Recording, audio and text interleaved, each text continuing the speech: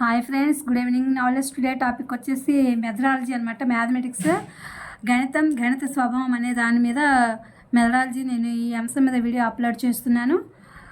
ఇదేంటంటే ఫస్ట్ నిర్వచనాలు చూద్దాము. సంస్కృత భాషలో గణ్ అంటే లెక్కించడం, కాబట్టి గణితం అంటే లెక్క చేయడమని, గణనలు చేయడమని చెప్పవచ్చు. సంఖ్యారాశులు, మాపనాల విజ్ఞానమే గణితం అని బెల్ అనే ఒక శాస్త్రవేత్త చెప్పారు. సంఖ్యా పరిమాణము, ఆకారాలు శాస్త్రమే గణితము.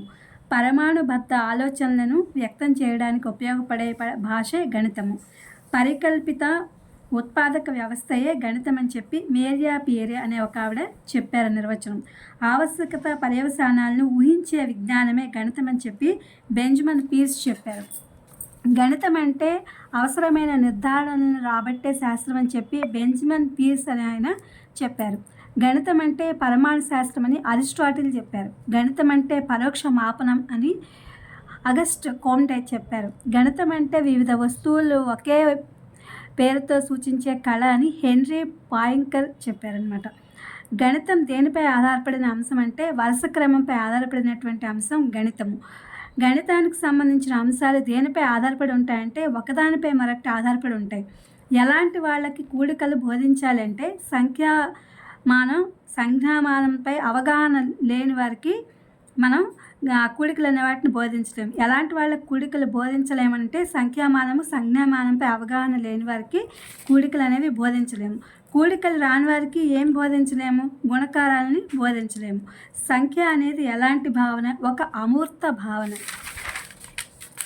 రెండు అనేది ఏ భావన? అమూర్త భావన. గణితం ఎలాంటిది? తార్కికమైనది.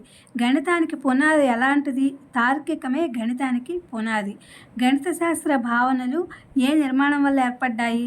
గణిత శాస్త్ర భావనలు అన్నీ కూడా పూర్తిగా తార్కిక నిర్మాణం వల్ల ఏర్పడ్డాయి.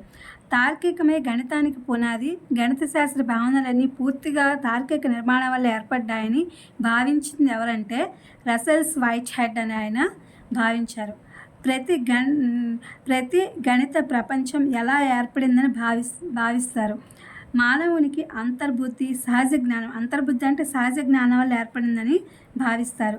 గణితం ఎలాంటి భాష? సంకేతాలను కలిగిన భాష గణితము. గణిత సూత్రాలన్నీ సాధారణంగా వేటితో తెలుపబడతాయి? సంకేతాలతో తెలుపబడతాయి. ఉదాహరణకి సమానం అంటే మనం ఈక్వల్ టు పెడతాము. సమాంతరం అంటే ప్యారలల్ అని చెప్పి గుర్తిస్తామన్నమాట. ఇవి సంకేతాలు. గణిత శాస్త్రం ఏ నమూనాలను సూచిస్తుంది? ఏ ప్రాపంచిక విషయానికైనా నమూనాలను సూచిస్తుంది గణిత శాస్త్రం. ఆల్గారిథం అనేది ఏమిటి? సాధారణ గణిత నమూనా. ఆల్గారిథం అంటే సాధారణ గణిత నమూనా. గణిత శాస్త్రం ఎలా ఏర్పడుతుంది? గణిత శాస్త్రం దాదాపు అన్ని శాస్త్రాల అధ్యయనానికి ఓ ఆధారంగా లేక పరికరంగా తోడ్పడుతుంది. గణితంలో ఫలితాలను ఎలా వర్గీకరించవచ్చు? సరైనవి, సరికానివి అని మనం వర్గీకరించవచ్చు.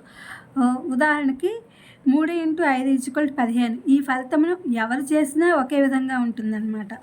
అంటే ఆన్సర్ అదే వస్తుంది కాబట్టి. సమస్యను ఎలా సరిచూసుకునే అవకాశం ఉంది? సమస్యలను గణిత పద్ధతుల్లో సాధించిన తర్వాత ఫలితాలను సరిచూసుకునే అవకాశం ఉంది. ఆగమన హేతువాదం అంటే ఏమిటి? ఒక విషయాన్ని అనేకసార్లు పరిశీలించినప్పుడు ఒక ఫలితాన్ని పొందినట్లు అయితే మిగతా అన్ని సందర్భాల్లో అదే ఫలితాన్ని వస్తుందని నమ్మకం కలుగుతుంది. అటువంటి విషయ నిర్ధారణను ఆగమన హేతువాదం అని అంటారు. గణితం ఎలా నేర్చుకునే కళ అనవచ్చును? గణితం అంటే విషయాలకు, డిసిప్లిన్స్కి సంబంధించిన వివిధ సూక్ష్మ పద్ధతులను నేర్చుకునే కళ అని అనవచ్చును. ఇది ఫ్రెండ్స్ ఇవాళ మ్యాథ్స్ మెథడాలజీ. ఇది కూడా డిఎస్సి పర్పస్ అనమాట.